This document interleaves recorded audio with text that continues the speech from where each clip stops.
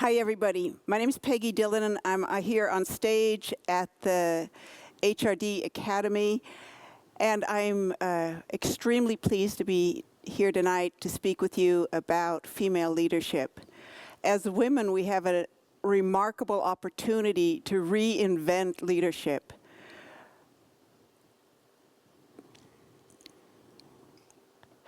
I'm known as the mother or the originator of modern firewalking. My ex-husband and I, and ex-husband and current friend, Tolly Burkan, and I started the firewalking movement back in 1982. And there was no one doing it in the Western world. There were people from tribal groups that were firewalking, but nobody in the West. And so my unique opportunity was, how do we lead a firewalk in the West? How do we assist the Western mind to comprehend an activity that has never been undertaken by people with Western education? And then to me personally came the challenge of, how do I as a woman motivate people to do something that's so extraordinary? And so in this modality, I had an incredible opportunity to explore female leadership. Our greatest challenge as women in leadership is not the external world, which we often blame, the lack of opportunity, the lack of perception by other people of our capacities, the fact that we're paid less than the men are paid, we're promoted less often. But those external challenges are actually not our challenges within female leadership. Our challenges are the internal ones. They're our own thoughts about ourselves. They're our own sense of our limitations and our own restrictions about our vision of where it is we can head and want to head. So the first assignment I would give any woman who's considering moving into a leadership position, either externally or within her own life. So that first directive would be to create a clear picture of what it is that you're wanting in your life. We have a tendency to restrict our sense of capacity to what other people think we're capable of achieving. We women use our intuitive capacities to feel out what other people are thinking about us, instead of choosing what it is we're wanting to manifest in our own lives. So step number one when choosing leadership. Okay, leadership, think about that. Leadership means the ability to direct your own life in the direction you want it to go. It doesn't necessarily mean being on stage or being at the top of a company. It can be being an excellent mother. It can be choosing leadership within your relationship, or leadership for your own health, choosing a directive personally. The first thing you need to do is become absolutely clear on what your objective is. Where are you headed in your life? What is it you're wanting to do? And as soon as you create that internal framework, the secondary thing you're going to find out is, what happens in your mind is your mind starts kicking up all the reasons you can't do it. All the times people have said you're not going to achieve, all the cultural restrictions will come up in your mind immediately as soon as you choose a clear direction. What we women have a tendency to do is believe those thoughts. Instead of believing them, what you want to do is change your physiology first. Change your physiology by taking a number of deep breaths. That'll clear your body-mind combination. You take a few deep breaths. So these are the steps I teach people in firewalking. First, visualize desired outcome. How do you want to feel at the other end of the fire? Secondarily, take some deep breaths because it gets your body attuned to moving forward. And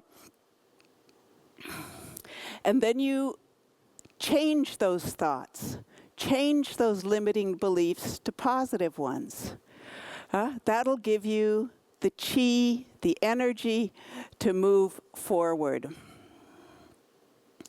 Of course, then, the third part of this is taking action. The action is imperative part of it.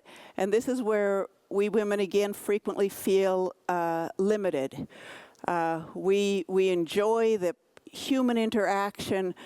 We enjoy the internal process, but when it's action in the world, there's frequently limitations. And what I would suggest here is that you get a buddy. You get a female friend or a male friend, if he can be super supportive of you.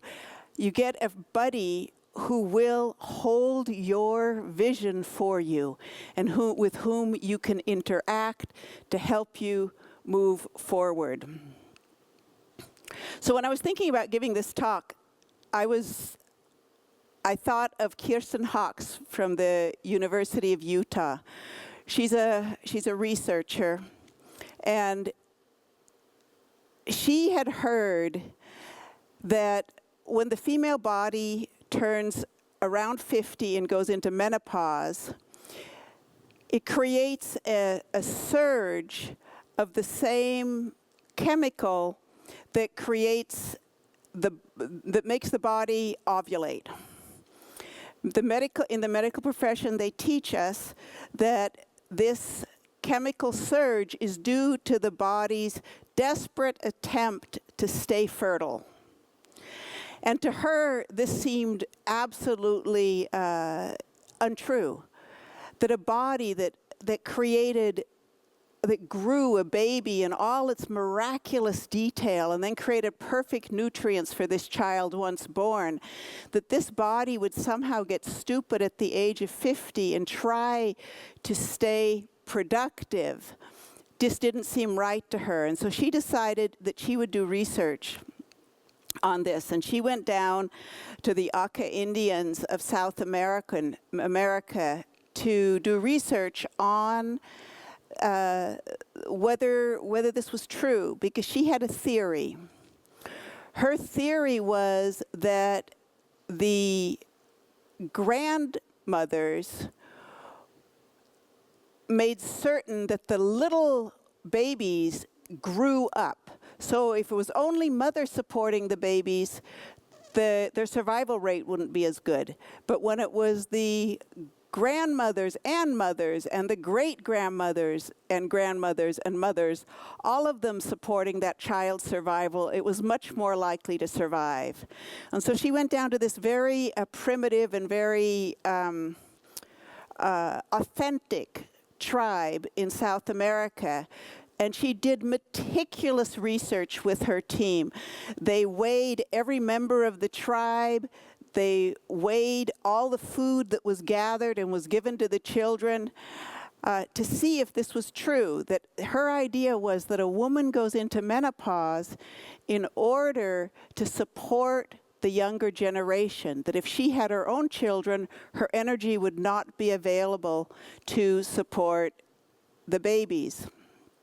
And after this meticulous research for months and months and months, her theory was disproven.